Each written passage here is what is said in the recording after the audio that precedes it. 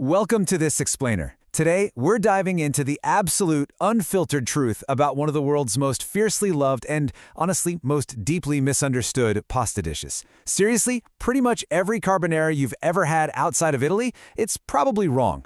So in This Explainer, we're going to strip away all the myths. We'll explore the wild cultural history and give you a culinary masterclass on making true, authentic spaghetti carbonara. Get ready because we're getting right to the delicious core of this legendary Roman classic. So let's set the record straight right away. As carbonara traveled the globe over the last few decades, the recipe kind of lost its way. Suddenly, you've got people tossing in heavy cream, garlic, onions, mushrooms, and yeah, no joke, even peas. These heavy, massed adaptations completely bury the true flavors. But the authentic Roman carbonara, it's the exact opposite. It's all about complete, elegant restraint. It relies entirely on just 5 simple ingredients and one very specific technique. And that brings us to the golden rule. Authentic Roman carbonara contains absolutely no cream. Ever. I know, right? It sounds totally shocking. But that incredibly creamy, velvety texture you're looking for, it comes entirely from technique, not from dairy. It's an emulsion, a delicate, beautiful culinary magic trick that we're going to break down for you step by step. But before we fire up the stove, we really need to figure out where this dish actually came from. Let's jump right into Section 1, exploring carbonara's mysterious origins. Okay, so here's the crazy thing. Given its legendary status in Rome's Lazio region as the absolute ultimate comfort food, you'd probably think carbonara is ancient, right? Actually, it's really not. Historians are fiercely divided on how it started. There's this one captivating legend about the carbonari, these rugged Italian charcoal workers up in the Apennine Mountains. The idea is that cured meat, hard cheese, and dried pasta were super easy to carry and cook over an open wood fire. They say the generous crack of black pepper was even meant to look like coal dust on the plate. But then there's the second, more widely accepted theory, World War II. American soldiers stationed in Italy had military rations of powdered eggs and bacon.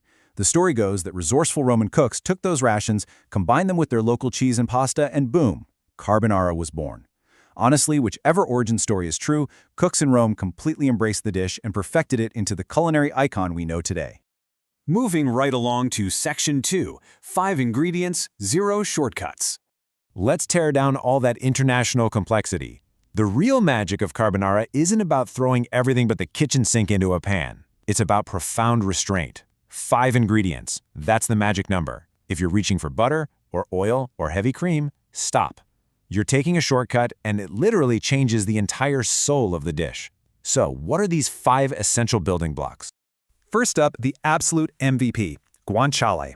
This is cured pork cheek. It is not bacon, and actually, scratch that, it's not pancetta either. Guanciale has this unbelievably rich, deeply savory flavor and a really luxurious fat content. When you slowly crisp it up in a pan, it releases this aromatic, rendered liquid gold. That fat is the absolute backbone of the whole dish. You simply cannot replicate authentic Roman carbonara without it. The remaining 4 ingredients are super simple, but they have a massive job to do. You've got your spaghetti. Those long strands are the perfect net to catch the silky sauce and those tiny, crispy bites of pork. Next is Pecorino Romano, an aged sheep's milk cheese that brings this incredibly sharp, salty, nutty bite. Then we have the eggs. You specifically want 3 rich yolks and just 1 whole egg. This, right here, this is your cream. This is what creates that luxurious texture. And finally, generous amounts of freshly cracked black pepper. The bold, toasty aroma cuts right through the intense richness of the fat and yolks, balancing everything perfectly. All right, let's get cooking in Section 3, mastering the authentic technique. When you only have 5 ingredients, your execution has to be absolutely flawless. It's all about building flavor through exact timing. First, get your water to a rolling boil and make sure it's lightly salted, kind of like the sea. While that's going, cut your guanciale into little bite-sized strips so they get perfectly crispy. You're going to render that fat in a dry pan over medium heat. No extra oil. Just listen for the sizzle and watch it turn from pale pink to a gorgeous golden brown as it slowly releases that liquid gold. While that's crisping, whisk your egg yolks, the whole egg, the pecorino, and your pepper into a thick golden paste. Then, drop your 400 grams of spaghetti. Cook it strictly to al dente. It'll finish cooking in the sauce later. Oh, and this is absolutely crucial. Scoop out a cup of that starchy pasta water before you drain the noodles. Do not pour all that water down the sink. It's your secret weapon. Now, for the authoritative rule of authentic carbonara, pay close attention to this next crucial part. Remove the pan from the heat completely. This is where the magic emulsion happens. You toss your hot spaghetti thoroughly in the pan so every single strand gets coated in that beautiful rendered pork fat. Then, with the pan totally off the heat, pour your egg and cheese paste right over the hot pasta. Keep tossing continuously, and start adding tiny splashes of that reserved pasta water. The residual heat from the pasta gently melts the cheese and safely cooks the eggs without scrambling them. Meanwhile, the starch from the water binds the fat and the liquid together. Suddenly, right before your eyes, it transforms into this silky, glossy sauce. Plate it up immediately while it's piping hot, hit it with some extra pecorino and a final generous crack of pepper. Let's tackle Section 4, Avoiding Common Cooking Mistakes. Okay, so even with a straightforward process and just 5 ingredients, things can easily go sideways if you ignore the Roman technique. Let's troubleshoot. If you end up with scrambled egg pasta, which is like the classic beginner's disaster, your pan was just too hot. You've always got to take it off the heat before adding the eggs.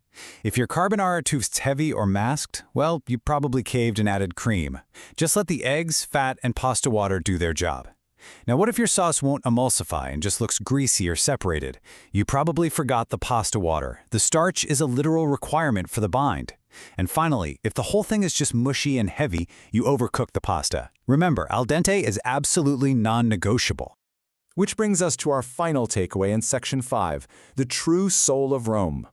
If you follow these techniques, what you pull out of the pan is just incredible. It's savory, peppery, deeply satisfying, and the texture is so silky and velvety, it's surprisingly light compared to those heavy cream versions. You know, in Rome, carbonara is so much more than just a meal. It's a pillar of Sunday lunches and deep family tradition.